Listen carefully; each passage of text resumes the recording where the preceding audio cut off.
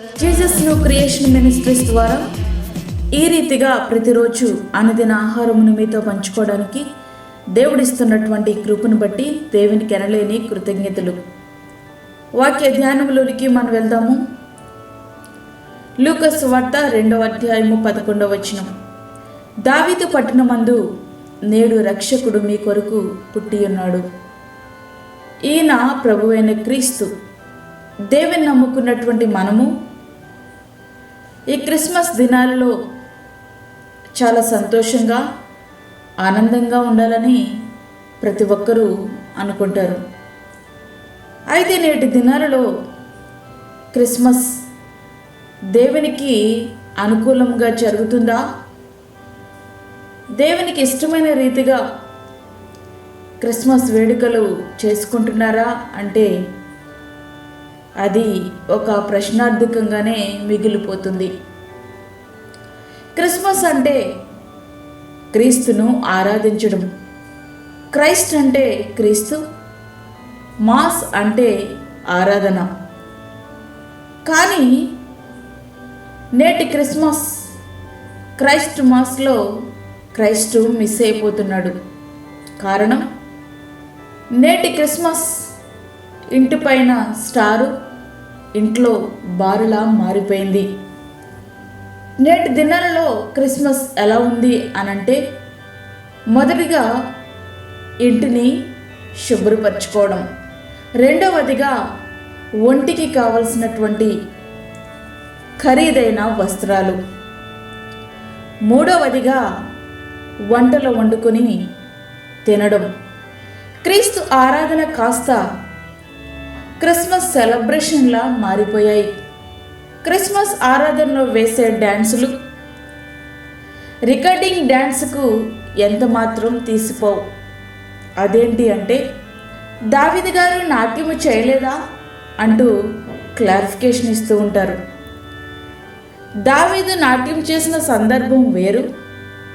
నాట్యము చేసినా ఆయన ఒక గ్రూప్ తయారు చేసి స్టెప్పులు నేర్చుకుని నాట్యం చేయలేదు. దావీదు గారు ఆత్మలో పరవశిస్తూ నాట్యం చేశారు. కానీ ఈ నేటి దినాలలో క్రిస్మస్ ఎందుకింత వికృత రూపం దాలుస్తుంది? కారణం ఒకటే. ఆయన జన్మించి 2000 సంవత్సరములు దాటిపోయినా నేటికి మన హృదయాల్లో జన్మించకపోవడమే. ఒకరేమో క్రిస్మస్ చేయకూడదంటారు, మరొకరేమో చేసి తీరాలంటారు. కానీ ఒకటి మాత్రం గుర్తుంచుకోవాలి, దేవునికి దగ్గరయ్యే పని ఏదైనా చెయ్యి, దేవునికి దూరమయ్యే పని ఏది చేయొద్దు. ప్రియ స్నేహితుడా, వాక్యం వింటున్నటువంటి ప్రియమైన దేవుని బిడ్డ, ఇంతకీ ఈ క్రిస్మస్ నిన్ను దేవునికి దగ్గరగా చేస్తుందా లేదా దూరం చేస్తుందా? క్రిస్మస్ అంటే నేటి దినాల్లో క్రీస్తు పేరుతో వ్యాపారమా? అట్లానే ఉంది కదా. ప్రపంచ చరిత్రలో ఎక్కువ వ్యాపారం జరిగేది క్రిస్మస్ దినాల్లోనేనట. క్రిస్మస్ పేరుతో క్రీస్తును ఆరాధించడం మాని క్రీస్తుని అమ్మేసుకుంటున్నారు. ఇస్కరియోతు యూదా క్రీస్తుని 30 వెండి నాణములకు అమ్ముకున్నాడు. కానీ మనమైతే 3 నాణములకే అమ్మేస్తున్నాం.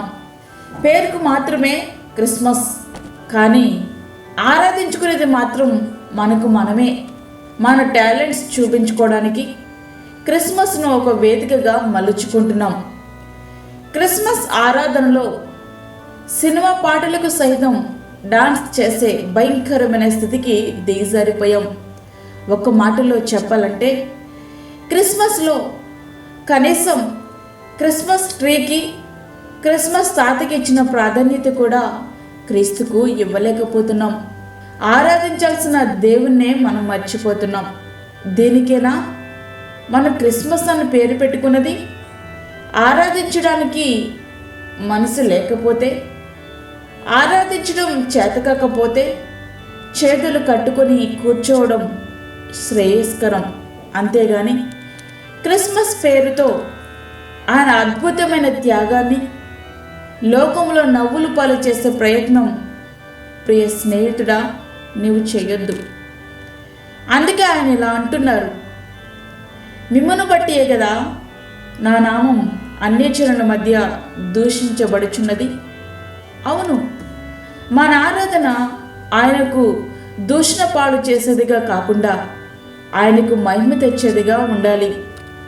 అనేక మంది అన్యజనులను రక్షణలోనికి నడిపించేదిగా మన క్రిస్మస్ ఆరాధన ఉండాలి. ప్రియ స్నేహితుడా, వాక్యం వింటున్నటువంటి ప్రియమైన దేవుని బిడ్డ, ఇది ఎప్పుడు మనకి సాధ్యమైంది? ఆయన నీ హృదయంలో జన్మించినప్పుడు మాత్రమే. నీ హృదయం ఆయనకి ఇంకా దూరంగా ఉందా? అయితే ఈ దినమే ఆయనను నీ హృదయంలో చేర్చుకో. నీ జీవితంలో అనేక క్రిస్మస్లు దొర్లిపోయాయేమో. కనీసం ఈసారైనా నిజమైన క్రిస్మస్ ఆరాధన చేయగలవా? నేడే ప్రియ రక్షకుని మన హృదయంలోకి ఆహ్వానిద్దాం. క్రిస్మస్ తెచ్చే శాంతిని, సమాధానాన్ని అనుభవిద్దాం. ఆ రీతిగా మన జీవితాలు సిద్ధపరచుకుందాం. అట్టి కృప ధన్యత దేవుడు మనకు అనుగ్రహించునుగాక. ఆమేన్. వాక్యమైనటువంటి ప్రియమైన దేవుని బిడ్డలారా, ప్రార్థనలో ఏకీభవించండి. పరిశుద్ధుడైన తండ్రి, ప్రేమగల యేసు ప్రభువా, ఈ సమయంలో శ్రేష్టమైన మరి యొక్క దినం మా జీవితంలో మీరు అనుగ్రహించారు. నీకు వందనాలు. ఈ క్రిస్మస్ దినాలలో నీ నామానికి మహిమకరంగా అనేక మందిని నీ వెలుగులోనికి నడిపించే విధంగా మీ ముందులాగా మాకు సహాయం చేయండి. వాక్యమైన ప్రతి ఒక్కరు కూడా వాక్యానికి విధేయత చూపించుటకు సహాయం చేయండి తండ్రి. నీకు స్తోత్రములయ్యా. బలహీనులుగా ఉన్న వారిని బలపరచండి. అనారోగ్యముతో బాధపడుతున్న నీ బిడ్డలకు కావలసినటువంటి నీ కృపను అనుగ్రహించండి. అప్పుల బాధల్లో ఉండి ఇబ్బంది పడుచున్నటువంటి నీ బిడ్డలను మీరు జ్ఞాపకం చేసుకునండి ప్రభువా. గర్భఫలం లేని బిడ్డలకు గర్భఫలము దయచేయండి. హాస్పిటల్లో అనేక రోగముల చేత మరణ పడకల మీద ఉన్నటువంటి నీ బిడ్డలకు నీ యొక్క స్వస్థతను అనుగ్రహించండి ప్రభువా. నీకు స్తోత్రములు చెల్లించుకుంటున్నాను. కుటుంబ సమస్యలతో ఇబ్బంది పడుచున్నటువంటి నీ బిడ్డలకు కావలసిన ఓదార్పును మీరు అనుగ్రహించండి. ఈ క్రిస్మస్ దినాలలో సరైన సమాధానము ప్రతి ఒక్క క్రైస్తవ కుటుంబం పొందుకున్నట్లుగా సహాయం చేయండి. దూరదేశంలో ఉండి వాక్యం వింటున్న నీ బిడ్డలకు కావలసినటువంటి నీ కృపను వారికి అనుగ్రహించండి ప్రభు. ఈ దినమంతా నీ కాపుదల, నీ సన్నిధి, నీ భద్రత మాకు తోడుగా ఉంచమని యేసు పరిశుద్ధ నామమున అడిగి వేడుకుంటున్నాము తండ్రి. ఆమేన్. ఈ యొక్క వర్తమానములు మీ బంధువులకు, మీ స్నేహితులకు షేర్ చేయండి. దేవుని సేవలో మీరు కూడా పాలిభాగస్తులు కండి.